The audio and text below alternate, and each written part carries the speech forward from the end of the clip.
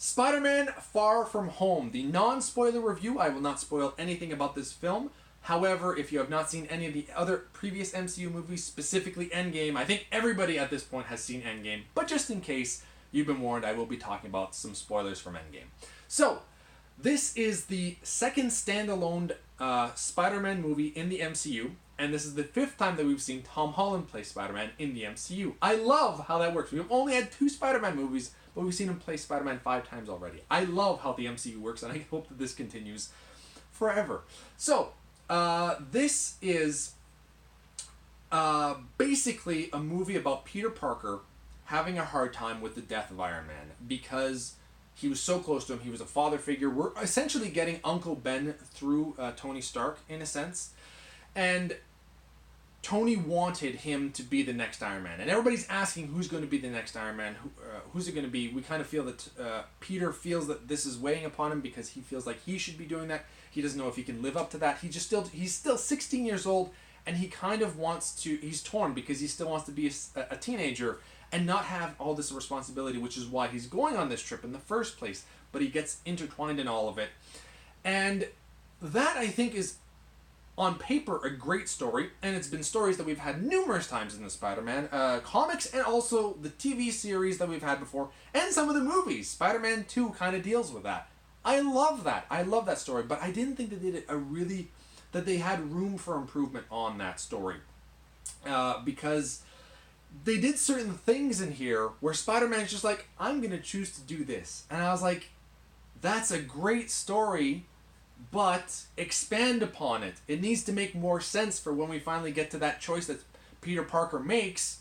It then makes sense. It's like, okay, well, I see this backstory and why it led him up to doing this. And we kind of got it. I just wanted more from that.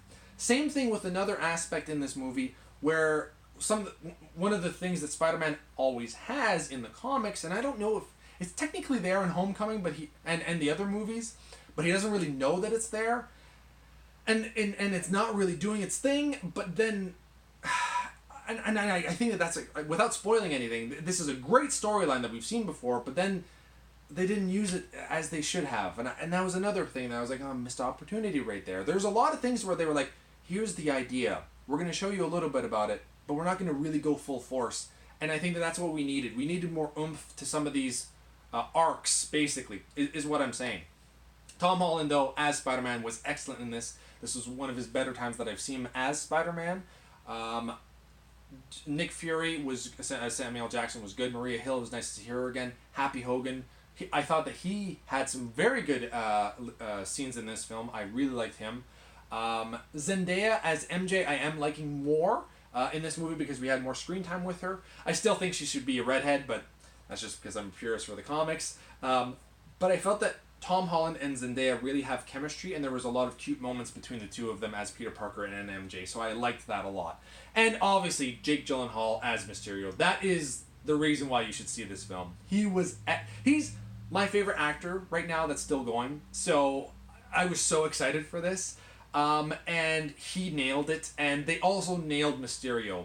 I'm so happy that we waited until 2019, that we didn't do this 10 years ago or something, because the CGI has caught up to the point that it looks fantastic. And we have Mysterio with a fishbowl helmet, in a green suit, and a purple cape. I love that we are getting the exact comic book characters here, that they look as they should.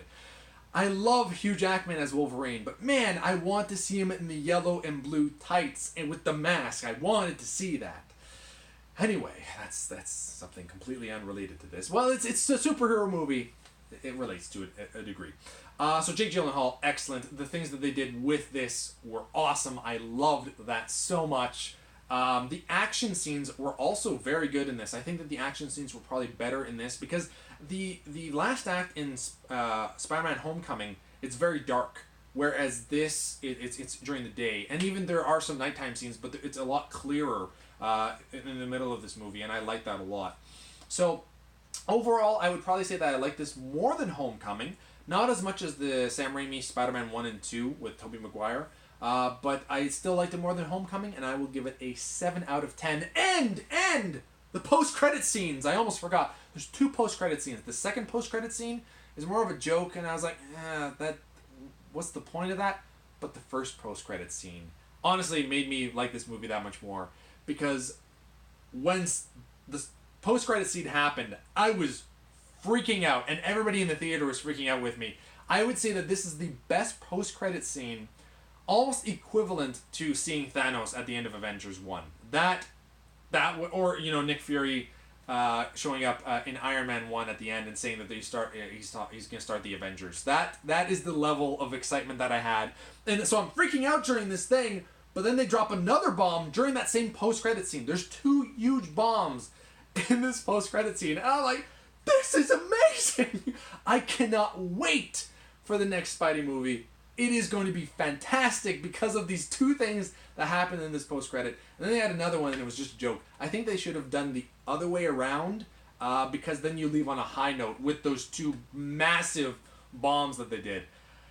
It's amazing. It's excellent. It's so good. I'm not going to spoil it, but I will have a spoiler-filled review in a few days from now. So thank you all for watching. You've been bearded in.